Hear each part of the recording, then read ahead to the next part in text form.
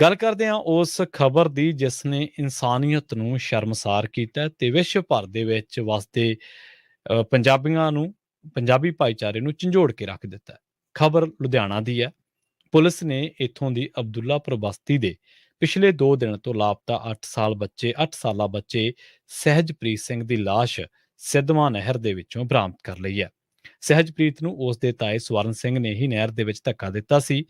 ਮੁਲਜ਼ਮ ਸਵਰਨ ਸਿੰਘ ਦੀ ਨਿਸ਼ਾਨਦੇਹੀ ਤੇ ਕਮਿਸ਼ਨਰੇਟ ਪੁਲਿਸ ਨੇ ਲਾਸ਼ ਬਰਾਮਦ ਕਰਨ ਤੋਂ ਬਾਅਦ ਪੋਸਟਮਾਰਟਮ ਦੇ ਲਈ ਭੇਜ ਦਿੱਤੀ ਹੈ।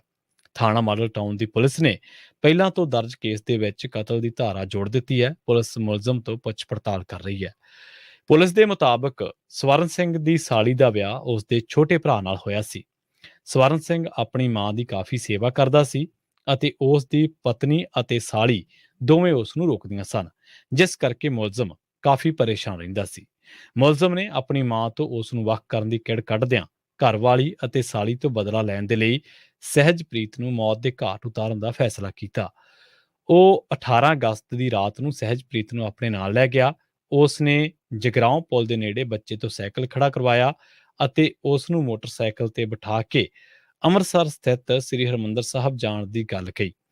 ਲਾਡੋਵਾਲ ਦੇ ਨੇੜੇ ਬੱਚੇ ਵੱਲੋਂ ਨੀਂਦ ਆਉਣ ਬਾਰੇ ਦੱਸਣ ਤੇ ਉਹ ਜਲੰਧਰ ਬਾਈਪਾਸ ਪੁੱਜਿਆ ਅਤੇ ਉੱਥੋਂ ਬੱਚੇ ਨੂੰ ਫਲ ਲੈ ਕੇ ਦਿੱਤੇ ਅਤੇ ਗੁਰਦੁਆਰਾ ਕਟਾਣਾ ਸਾਹਿਬ ਵਿਖੇ ਚਲਾ ਗਿਆ।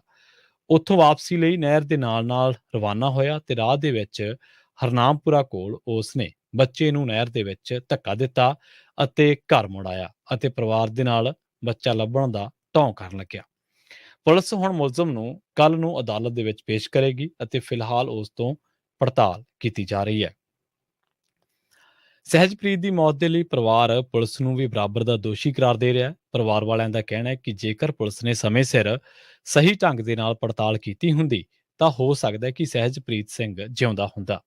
ਉਹਨਾਂ ਨੇ ਦੱਸਿਆ ਕਿ ਪਰਿਵਾਰ ਨੇ ਸਹਿਜ ਦੇ ਘਰ ਤੋਂ ਲਾਪਤਾ ਹੁੰਦਿਆਂ ਹੀ ਪੁਲਿਸ ਨੂੰ ਇਸ ਦੀ ਸ਼ਿਕਾਇਤ ਦੇ ਦਿੱਤੀ ਸੀ, ਪਰ ਪੁਲਿਸ ਨੇ ਪਹਿਲੇ 24 ਘੰਟੇ ਕੋਈ ਕਾਰਵਾਈ ਕਿਉਂ ਨਹੀਂ ਕੀਤੀ। ਉਹਨਾਂ ਪੁਲਿਸ ਦੇ ਕੋਲ ਵਾਰ-ਵਾਰ ਸੀਸੀਟੀਵੀ ਫੁਟੇਜ ਚੈੱਕ ਕਰਨ ਦਾ ਜ਼ਿਕਰ ਕੀਤਾ, ਪਰ ਪੁਲਿਸ ਨੇ ਕੋਈ ਕਾਰਵਾਈ ਨਹੀਂ ਕੀਤੀ। ਜਦੋਂ ਸ਼ਨੀਵਾਰ ਨੂੰ ਪਰਿਵਾਰ ਲਾਪਤਾ ਬੱਚੇ ਦੀ ਭਾਲ ਦੇ ਲਈ ਹੱਥਾਂ ਦੇ ਵਿੱਚ ਪੋਸਟਰ ਫੜ ਕੇ ਸੜਕਾਂ ਤੇ ਉਤਰਿਆ ਅਤੇ ਸੋਸ਼ਲ ਮੀਡੀਆ ਤੇ ਵੀਡੀਓ ਵਾਇਰਲ ਹੋਣ ਤੋਂ ਬਾਅਦ ਪੁਲਿਸ ਨੇ ਫਿਰ ਮਾਮਲੇ ਵੱਲ ਧਿਆਨ ਦਿੱਤਾ। ਪਰਿਵਾਰ ਦੇ ਕਹਿਣ ਤੇ ਹੀ ਤਾਏ ਤੋਂ ਪੁੱਛ ਪੜਤਾਲ ਕੀਤੀ ਗਈ ਤਾਂ ਸੱਚਾਈ ਸਾਹਮਣੇ ਆ ਸਕੀ। ਇੱਕ ਪਾਸੇ ਜਿੱਥੇ ਸਵਰਨ ਸਿੰਘ ਦੀ ਪਤਨੀ ਉਸ ਦੇ ਲਈ ਮੌਤ ਦੀ ਸਜ਼ਾ ਮੰਗ ਰਹੀ ਹੈ, ਉੱਥੇ ਹੀ ਉਸ ਦਾ ਮੁੰਡਾ ਆਪਣੇ ਪਿਤਾ ਦੇ ਬਚਾਅ ਦੇ ਵਿੱਚ ਉਤਰਿਆ। ਉਸਨੇ ਕਿਹਾ ਕਿ ਉਸਦੇ ਪਿਤਾ ਦੀ ਦਿਮਾਗੀ ਹਾਲਤ ਠੀਕ ਨਹੀਂ ਹੈ। 5 ਸਾਲ ਪਹਿਲਾਂ ਮੁਲਜ਼ਮ ਸਵਰਨ ਸਿੰਘ ਦੇ ਦਿਮਾਗ ਦਾ ਆਪਰੇਸ਼ਨ ਹੋਇਆ ਸੀ, ਜਿਸ ਕਰਕੇ ਉਹ ਦਿਮਾਗੀ ਤੌਰ ਤੇ ਪੂਰੀ ਤਰ੍ਹਾਂ ਠੀਕ ਨਹੀਂ ਹੈ। ਪਰ ਜੋ ਵੀ ਕਹੋ, ਇੱਕ ਬੰਦੇ ਦੀ ਇੱਕ ਹਰਕਤ ਕਰਕੇ, ਇੱਕ ਜੁਰਮ ਕਰਕੇ ਇੱਕ ਪਰਿਵਾਰ ਦਾ ਚਿਰਾਗ ਬੁਝ ਗਿਆ। ਅੱਜ ਵਿਸ਼ਵ ਭਰ ਦੇ ਵਿੱਚ ਜਿੱਥੇ ਵੀ ਪੰਜਾਬੀ ਭਾਈਚਾਰਾ ਬੈਠਾ ਹੈ, ਉੱਥੇ ਸਭ ਦੇ ਮੋਬਾਈਲ ਉੱਤੇ, ਕਿਉਂਕਿ ਸੋਸ਼ਲ ਮੀਡੀਆ ਉੱਤੇ ਇਹ ਚੀਜ਼ਾਂ ਵਾਇਰਲ ਹੋ ਗਈਆਂ ਸਨ, ਸਭ ਦੇ ਮੋਬਾਈਲ ਉੱਤੇ ਸਹਿਜਪ੍ਰੀਤ ਸਿੰਘ ਦੀਆਂ ਦਸਤਾਰ ਸਜਾਉਣ ਵਾਲੀਆਂ ਜਿਹੜੀਆਂ ਤਸਵੀਰਾਂ ਨੇ, ਉਹਦੇ ਵਿੱਚ ਚਿੱਟਾ ਕੁੜਤਾ ਪਜਾਮਾ ਉਹਨੇ ਪਾਇਆ ਹੋਇਆ, ਹਰ ਕੋਈ ਬੰਦਾ ਉਹਦੀ ਤਸਵੀਰ ਵੇਖ ਕੇ ਭਾਵੁਕ ਹੋ ਗਿਆ ਸੀ। ਦੂਜੇ ਪਾਸੇ ਜ਼ਿਕਰ ਹਰ ਦੀ ਜ਼ੁਬਾਨ ਉੱਤੇ ਹੀ ਸੀਗਾ ਕਿ ਲਹੂ ਕਿਵੇਂ ਚਿੱਟਾ ਹੋ ਗਿਆ, ਕਿਵੇਂ ਲੋਕ ਨਿੱਕੀਆਂ-ਨਿੱਕੀਆਂ ਗੱਲਾਂ ਪਿੱਛੇ ਪਰਿਵਾਰ ਦੇ ਜੀਆਂ ਨੂੰ ਮਾਰਨ ਤੱਕ ਜਾਂਦੇ ਨੇ। ਸਹਿਜਪ੍ਰੀਤ ਸਿੰਘ ਮਹਿਜ਼ 8 ਸਾਲਾਂ ਦਾ ਸੀ। 2 ਧੀਆਂ ਤੋਂ ਬਾਅਦ ਮਾਪਿਆਂ ਨੇ ਉਹ ਪੁੱਤਰ ਬੜੇ ਵਕਤਾਂ ਦੇ ਨਾਲ, ਬੜੇ ਸੁੱਖਾਂ ਸਾਂਦੀ ਲਿਆ ਸੀ, ਜਿਵੇਂ ਆਪਾਂ ਆਮ ਹੀ ਪੰਜਾਬੀ ਦੇ ਵਿੱਚ ਭਾਸ਼ਾ ਵਰਤ ਲੈਂਦੇ ਹਾਂ।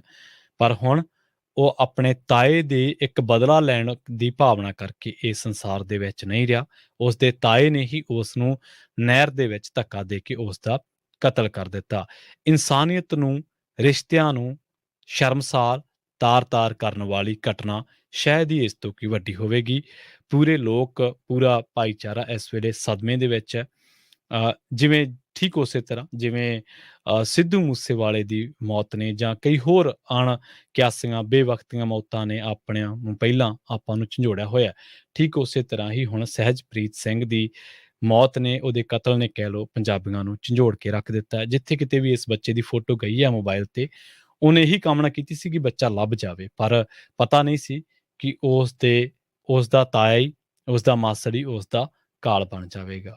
ਖੈਰ, ਇਸ ਤਰ੍ਹਾਂ ਦੀ ਘਟਨਾ ਨਾ ਵਾਪਰੇ, ਰਿਸ਼ਤੇ ਤਾਰ-ਤਾਰ ਨਾ ਹੋਣ, ਲਹੂ ਚਿੱਟਾ